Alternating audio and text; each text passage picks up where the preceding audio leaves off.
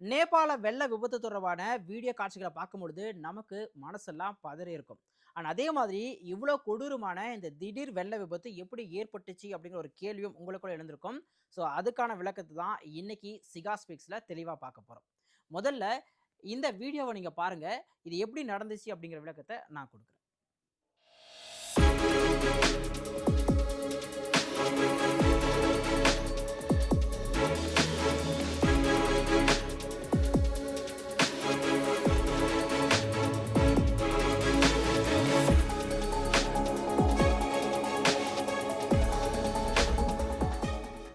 இப்போ இந்த வீடியோ பார்க்கும்பொழுது உங்களுக்கு ஒரு ஐடியா கிடைச்சிருக்கும்.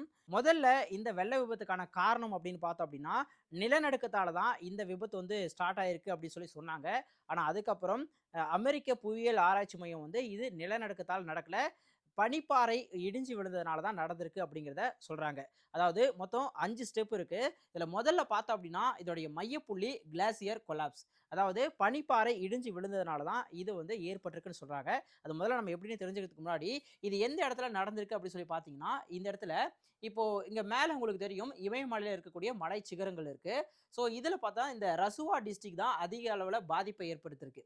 ஸோ இதுல இந்த தைமூர் அப்படிங்கிற இடத்துக்கு பக்கத்துல இருக்கக்கூடிய இந்த மலை சிகரத்துல லாங்டங் ரீ அப்படிங்கிற அந்த மலையில கிட்டத்தட்ட 5200 மீட்டர் உயரத்துல வந்து ஒரு பனிப்பாறை அதோடைய அடிப்பகுதி இடிஞ்சு விழுந்திருக்கு. அது சுமார் 1200 மீட்டர் கீழ வந்து சரிஞ்சு விழுந்திருக்கு.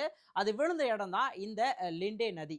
இந்த நதியில தான் அந்த பனிப்பாறை வந்து விழுந்திருக்கு. ஸோ இந்த பனிப்பாறை சரிஞ்சு விழுந்ததன் காரணமா பார்த்தோம் அப்படின்னா, சுமார் 5.2 மேக்னிட்யூட் அளவுக்கு வந்து மிகப்பெரிய ஒரு அதிர்வு ஏற்பட்டிருக்கு. ஸோ அத தான் முதல்ல எல்லாரும் நிலநடுக்கம் ஏற்பட்டிருக்கு அப்படின்னு நினைச்சுட்டாங்க. ஸோ இந்த பனிப்பாறை இடிஞ்சு விழுந்ததுனால பார்த்தோம் அப்படின்னா, ஐஸ்ராக் அவலாஞ்சி ஏற்பட்டிருக்கு. அதாவது இமயமலையில இருக்கக்கூடிய இந்த பனிப்பாறைகள் எல்லாமே சரிஞ்சு கீழ் நோக்கி வர தொடங்கியிருக்கு. ஸோ இதுதான் 2வது விஷயம். 3வது பார்த்தோம் அப்படின்னா, இந்த சரிஞ்சு வந்த இந்த பனிப்பாறைகளா இருக்கட்டும், மற்ற விஷயங்கள் எல்லாமே அந்த பனிச்சிதறல்கள் எல்லாமே அங்க இருக்கக்கூடிய ஏற்கனவே சொன்னேன் இல்லையா? லிண்டே நதி. அந்த நதியோட ஒரு பகுதியில வந்து அடைச்சு நிக்குது. அதன் காரணமா பார்த்தோம் அப்படின்னா, அந்த ரிவர் வந்து பிளாக் ஆயிடுது.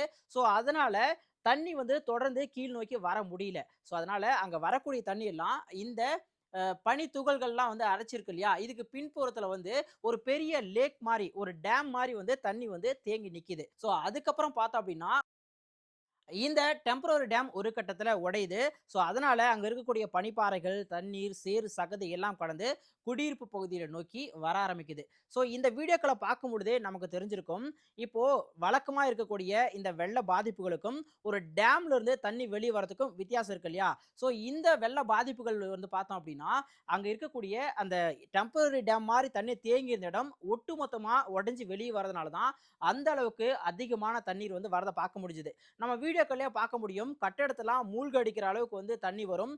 இது நார்மல் வெள்ளமா? இல்ல சுனாமியா? அப்படிங்கிற ஒரு சந்தேகம் நமக்கு ஏற்பட்டிருக்கும். ஸோ அதுக்கான காரணம் இதுதான். ஒட்டுமொத்தமா இந்த 5 விஷயம் தான் நேபாள் வெள்ள விபத்துல நீங்க தெரிஞ்சுக்க வேண்டிய விஷயம். ஸோ கண்டிப்பா இந்த வீடியோ பார்க்கும்பொழுது உங்களுக்கு இந்த நேபாளத்துல ஏற்பட்ட திடீர் வெள்ளப்பெருக்கு எப்படி உண்டாச்சு அப்படிங்கிறது உங்களுக்கு புரிஞ்சிருக்கும். ஒன் மோர் இந்த வீடியோ பார்த்தீங்கன்னா, அது உங்களுக்கு நல்லா உங்களால ரிலேட் பண்ணிக்க முடியும்.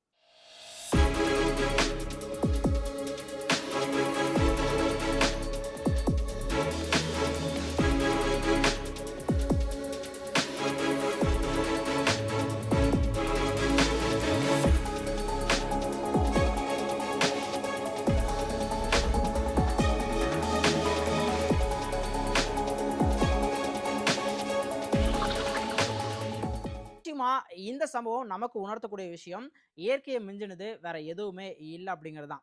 குறிப்பா இமயமலை பகுதியில பார்த்தோம் அப்படின்னா, தொடர்ந்து காலநிலை மாற்றத்தால அங்க ஏற்படக்கூடிய இந்த மாதிரியான சம்பவங்கள் மிகப்பெரிய அளவுல சேதத்தை ஏற்படுத்துது அப்படிங்கிறத நீங்க தெரிஞ்சுக்கணும்.